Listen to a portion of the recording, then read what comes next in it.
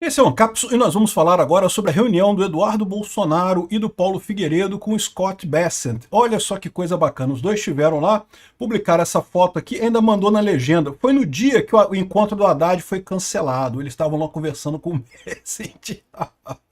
Mas o pior não é isso, meu amigo. Eu, se fosse o André Esteves, estaria muito preocupado. Que em reunião com Bessent, Eduardo Bolsonaro relata descumprimento da Lei Magnitsky por bancos brasileiros. Meu amigo, uma hora isso ia acontecer. Essa notícia foi sugerida por Xandão Potter e o Enigma da Toga, advogado do Adélio na Magnitsky e várias outras pessoas. Obrigado aí ao pessoal que sugeriu notícias lá no nosso site, no visãolibertaria.com. E obrigado a você que está assistindo o nosso vídeo. Se você gosta do nosso conteúdo, por favor, deixe o seu like e se inscreva aqui no canal, né? Pois bem, olha só que coisa, no dia, você lembra que há uns dias atrás, na quarta-feira passada, o Haddad teria um encontro com o Scott Bessent, né, que é o secretário do Tesouro, é o ministro da Economia deles lá nos Estados Unidos, o equivalente à posição do Haddad aqui no Brasil, né? E seria um encontro virtual à distância em que eles iriam discutir a questão das tarifas e coisa e tal, né? E o Haddad publicou, chegou a ser reportagem no jornal dizendo que não, que o governo Lula aposta na reunião do Haddad com o Scott Bessent para abrir um caminho de negociação e não sei o que lá. E aí depois dessa animação toda veio a notícia de que o Scott Bessent desmarcou a reunião com o Haddad, né? E aí e agora a gente ficou sabendo, Eduardo Bolsonaro publicou essa foto aqui, ó, o Eduardo, Paulo Figueiredo e o Scott Bessent, e que tiveram uma reunião, e segundo ele disse, foi no dia que o Haddad teve o encontro cancelado, para você entender como é que é a diferença, né? Quem que efetivamente representa o Brasil no exterior? São os Bolsonaro, é isso aí, não tem outra coisa não. O Lula pode ter sido eleito presidente aqui por esse esquema lá do TSE meio maluco de botar o dedão na balança, de permitir propaganda só para um lado, proibir propaganda do outro lado, tudo que a direita faz é golpe, não sei o que lá, é proibido, não pode, não sei o que lá, a esquerda faz os maiores absurdos, não sei o que lá. Enfim, conseguiram botar o Lula sentado na cadeira de presidência, é verdade, mas isso não quer dizer que ele seja de verdade. Quem representa o Brasil lá fora continua sendo Bolsonaro. Aqui, o deputado Eduardo Bolsonaro do PL publicou foto nessa sexta-feira ao lado do secretário de Tesouro dos Estados Unidos, Scott Bessent. De acordo com o Eduardo, os dois estiveram juntos na última quarta, em uma reunião a portas fechadas. O encontro deles teria ocorrido no mesmo dia, e de acordo com o ministro da Fazenda, Fernando Haddad correria a reunião com o Bessent. Oficialmente, o secretário americano alegou falta de agenda para o Haddad. Pronto, tá, explica, tá vendo como é que ele é honesto? Ele foi honesto, ele tinha uma reunião com o Eduardo Bolsonaro e com o Paulo Figueiredo, não tinha tempo para atender o Zé Mané lá da Terceira República das Bananas que tem lá do pessoal que se acha presidente do Brasil, porra. Aqui, ó, na conversa entre o ministro da Fazenda Bessent, esperava que ambos tratassem, entre outros temas, do tarifaço imposto pelo governo dos Estados Unidos aos produtos brasileiros.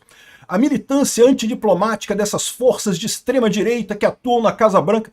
Não, meu amigo, vocês conseguiram o que vocês queriam, deram um golpe aqui no Brasil, conseguiram tirar o descondenado da cadeia e botar ele sentado lá na cadeira da presidência. Até hoje eu não consigo entender como que isso funcionou, mas enfim, é o que está acontecendo. Agora, querer legitimidade ainda por cima desse governo é querer demais, meu amigo, não tem legitimidade nenhuma, né? Aqui, ó, recebemos a informação 2 dias depois do anúncio que fiz, em que o Eduardo publicamente deu uma entrevista dizendo que iria procurar inibir esse tipo de contato entre esses dois governos. Depois dessa entrevista que houve o episódio, não há como não relacionar uma coisa com a outra, não é coincidência, ou seja, o Haddad está querendo culpar o Eduardo Bolsonaro por não ter um encontro com o Bessent. Mas o Haddad já parou para pensar que o Bessent, ele tem o direito de escolher, cara, ele não é obrigado a ouvir o Eduardo Bolsonaro, ele poderia ter falado com o Haddad. A questão é que o Bessent sabe quem está certo e quem está errado nessa história. E enquanto o governo brasileiro continuar fingindo que está tudo certo, que é um governo legítimo, que nós não estamos numa ditadura judiciária aqui no Brasil, que os processos contra o Bolsonaro não são um absurdo completo. Ah, não, tá tudo normal, tudo dentro da normalidade democrática e coisa e tal. Enquanto continuarem enfiando a cara na terra, escondendo essa verdade, vão se ferrar e o pior, vão ferrar o Brasil inteiro, né? Mas vamos ferrar muito, porque olha só, o pior dessa história aqui não foi isso, né? Aqui tá o Globo querendo dizer que, ai, que tadinho do Haddad, o secretário americano não quis falar com ele, mas preferiu falar com Eduardo Bolsonaro, olha que coisa, né? Aqui, ó, em reunião com Bessent, Eduardo Bolsonaro relata descumprimento de lei Magnitsky pelos bancos brasileiros. Eu não sei não, cara. É que eu não invisto em porra nenhuma aqui no Brasil, né? Mas se eu tivesse ação de banco brasileiro, meu amigo, eu vendia rápido, porque a coisa vai feder. A reunião de Eduardo Bolsonaro, Paulo Figueiredo com Scott Bessent na quarta-feira serviu para que os brasileiros levassem ao secretário de Tesouro um relatório sobre como a lei Magnitsky está sendo interpretada pelos bancos brasileiros.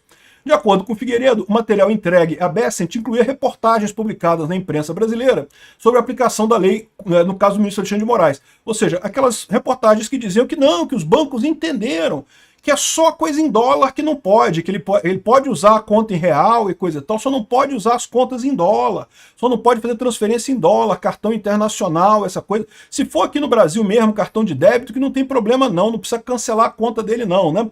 Ou seja, reportagens que relatam que Moraes não teve suas contas correntes suspensas pelos bancos de onde é cliente. A gente sabe que pelo menos o Banco do Brasil ele tem conta, não sei se tem outros bancos também, né? Ainda segundo Figueiredo, Bessent diz que a lei é uma só, não tem dois níveis, e prometeu tomar providências. Vai ficar mais divertido. É o que eu falei para vocês. Qual que é a estratégia deles? Eles não vão agora expandir para outras pessoas a Lei Magnitsky. Né? Não vão pegar os outros ministros, pelo menos não por enquanto. O que eles vão fazer agora é colocar mais força em cima do Xandão, botar a esposa dele, botar os filhos, botar todo mundo nesse pacotão e garantir que não tem acesso ao sistema financeiro, ou seja, tem que ser uma coisa muito mais pesada em cima do Alexandre de Moraes. Até para servir de exemplo para os outros, né? Para ver como é que vai ficar o pessoal aí nessa história e coisa e tal. E é verdade que os bancos brasileiros vão ficar num dilema agora, porque né, é óbvio que isso ia acontecer, né? O que vai acontecer? Eles já estão falando que vão obrigar os bancos brasileiros a não seguir a Lei Magnitsky. E beleza, eles podem fazer isso nos bancos que estão aqui no Brasil, né?